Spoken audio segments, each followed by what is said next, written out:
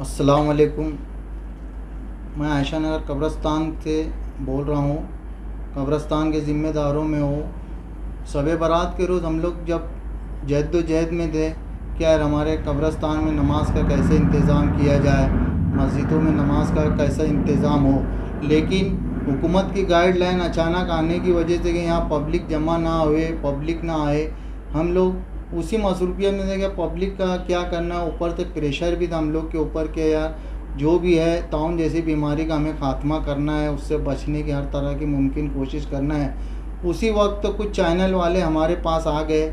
आने के बाद में हम लोग बोलने के लिए तैयार भी नहीं थे, लेकिन अचानक जो बात करना पड़ी उस बात में कुछ मेरे मुंह से निकला है कि जो भी है कि हमारे मुल्क के लिए हम हमारे मज़हब को जो रसूमात है वो कुर्बान हो रही है।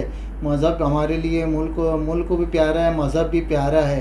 या मज़हब हमारा जो है मुल्क से बढ़ के, ऐसा मेरे मुंह से जो भी जुमलात निकले हैं मैं उसके लिए माफ़ी का तलबगार हूँ। मेरा हरगिज़ ये मकसद नहीं था कि मैं कुछ ऐसा कहूँ, लेकिन मेरी थकावट और मेरी जद्दोजहद और हुकूमत का प्रेशर होने की वजह से मेरे जुमले निकले, उसकी मैं आप लोगों से माफ़ी चाहता हूँ, पूरे शहर से माफ़ी चाहता हूँ।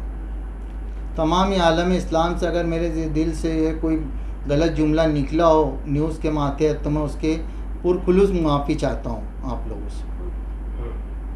हमारा मज़हब इस्लाम हमारे लिए सबसे बड़ी चीज़ है। मज़हब इस्लाम के बाद हमारी जो है तो मुल्क हमारे लिए, हमारा मज़हब ही हमारे लिए सबसे बड़ी चीज़ है और हम हमारे मज़हब को मानने वालों में से।